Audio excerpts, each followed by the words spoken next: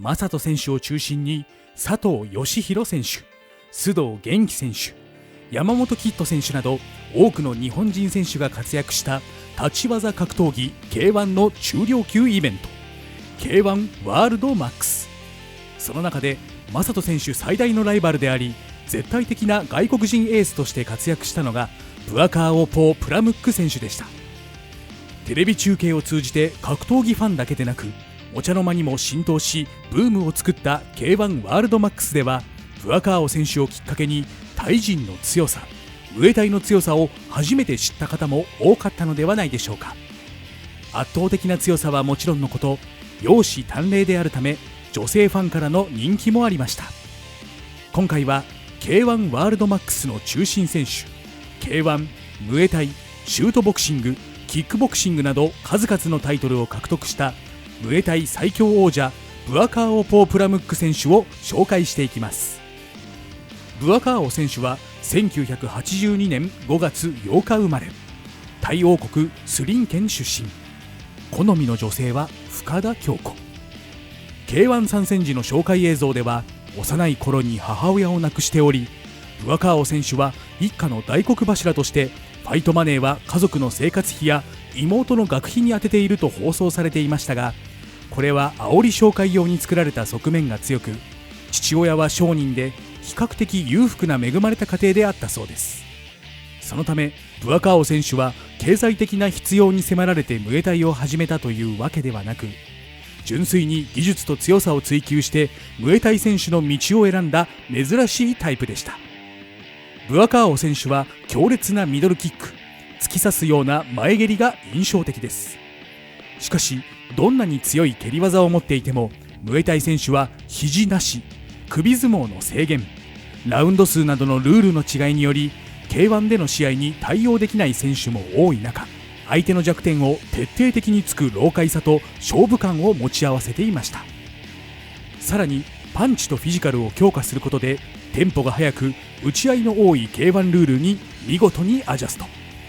参戦当時ムエタイの世界では決してスーパーチャンピオンではなかったブアカーオ選手でしたが、 K1 のリングの中でムエタイの強さを遺憾なく発揮しました。 K1 初参戦時は2004年7月の K1 ワールドマックス2004の世界王座トーナメント。この時ブアカーオ選手は22歳、まだ70キロの体は出来上がっておらず、なんと数ヶ月前には63キロで試合も行っていました。初戦の相手は豪州の暴れ馬ジョン・ウェイン・パー選手。ボクシングとキックの両方で実績を残しており、優勝候補の一角にも挙げられていました。試合はパンチのジョン・ウェイン選手に対し蹴りのブアカーオ選手という展開。一進一退の攻防で3ラウンドでは勝負がつかずに延長戦へ。しかし延長で膝蹴りでジョン・ウェイン選手を失速させ、判定でブアカーオ選手が勝利します。準決勝は正人選手への雪辱に燃える小比類巻孝之選手。1ラウンド序盤こそ互角だったものの、中盤からブアカーオ選手の蹴りが小比類巻に立て続けにヒットしダウンを奪います。2ラウンドに入るとブアカーオ選手の一方的な展開となり、小比類巻から2度のダウンを奪い圧巻の KO 勝ち。初参戦で決勝へと駒を進めます。決勝は連覇を狙う正人選手との初対決。激闘を勝ち抜いてきた正人選手とのコンディションの差もあったのか、試合は一方的な展開となりました。1ラウンドからブアカーオ選手の前蹴りが次々と決まり、正人選手を近づけさせません。距離が近づくと組み付きからの膝を決め、正人選手はジリ貧に。2ラウンド3ラウンドも一方的な展開が続き、正人選手をダウン寸前まで追い込みましたが、判定はまさかのドロー。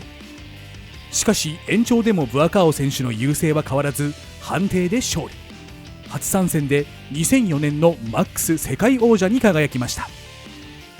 連覇を狙った K1 ワールドマックス2005の世界王座トーナメントでは惜しくも延長判定の末にアンディ・サワー選手に敗れましたが、続く2006年の K1 ワールドマックス2006の世界王座トーナメントでは準々決勝で佐藤義弘に強烈な左フックで2ラウンド KO 勝ち。続く準決勝でドラゴを判定で下し3年連続の決勝進出。前年の決勝で敗れたアンディ・サワー選手と対戦します。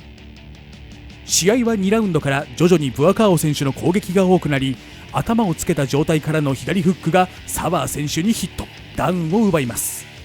さらにアッパーからのストレートを打ち込み2度目のダウン。リベンジに成功するとともに K1 ワールドマックス史上初の2タイムスチャンピオンとなりました。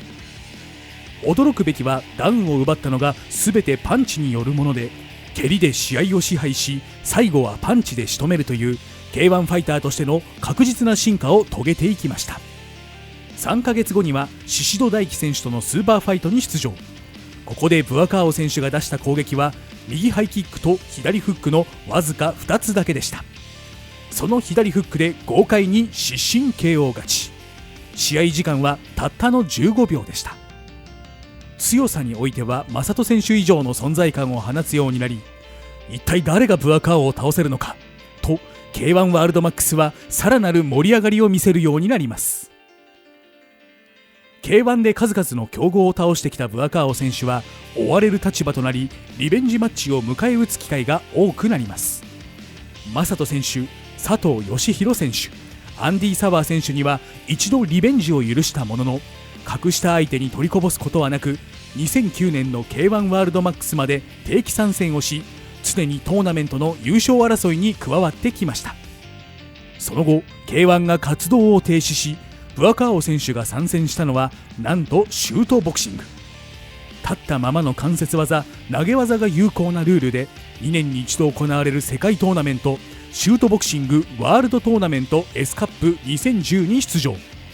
3度の優勝経験のある大本命アンディ・サワー選手が準決勝で敗れる波乱がありながら、ブアカーオ選手はムエタイと K1 で培ってきた持ち前の引き出しの多さを有効に生かします。1回戦で宍戸大樹選手と対戦。3ラウンドに右ハイキックでダウンを奪うなどして判定勝ち。続く準決勝ではヘンリー・オプスタル選手に何もさせずに判定勝ち。決勝ではアンディ・サワー選手を破る番狂わせを起こしたトビー・今田選手からローキックで計5度のダウンを奪い TKO 勝利。さまざまなルールに対応してきた豊富なキャリアを存分に発揮し、シュートボクシング初参戦にして世界トーナメント初優勝という快挙を成し遂げます。その後もマックスムエタイ、クンルンファイトなどの海外の格闘技団体に出場し、連戦連勝を重ねます。2019年3月のオールスターファイト8での試合が最後となっており、通算戦績は275戦239勝24敗12分けという驚異的なレコードに。世界中に強豪がひしめき合う立ち技70キロにおいて、ジョルジオ・ペトロシアン選手らと並ぶ最強の一角としてさまざまなリングで結果を残し続けています。2013年にはバンコクの大学でまさかの経営学を学び、2017年には学位も取得し無事卒業。歌手活動をしたり、タイの陸軍の軍人として広報に当たるなどマルチに活動中。また2017年10月にはタイのチャクリー王朝第9代国王ラーマ9世への追悼として一時的に出家し修道院で生活している写真がソーシャルサイトに掲載され、他の僧侶との体格差などからすごく強そうな僧侶として話題となったこともあります。まだ引退の発表はしていませんが、現在はチェンマイでジムを経営。選手の育成をしながらスポーツ用品、ビール、エネルギードリンクやハーブなどのさまざまなブランドの代理店として活動しており、自身のブランドブラックコーヒーを販売しているほか、11月中には自身のブランドでファイトギアの販売を開始。すでにショップもバンコクにオープンし、非常に忙しい日々を過ごしているとのことです。日本の格闘技におけるブアカーオの功績は非常に大きく、近年ムエタイ選手がヨーロッパ、アジア、そして日本の団体に参戦し活躍するケースが増えてきました。現在の K1 でもゲーオ・ウィラサクレック選手、ゴンナパー・ウィラサクレック選手の活躍を当時のブアカーオと重ねて応援するファンも多いのではないでしょうか。最後までご視聴ありがとうございました。高評価、チャンネル登録よろしくお願いします。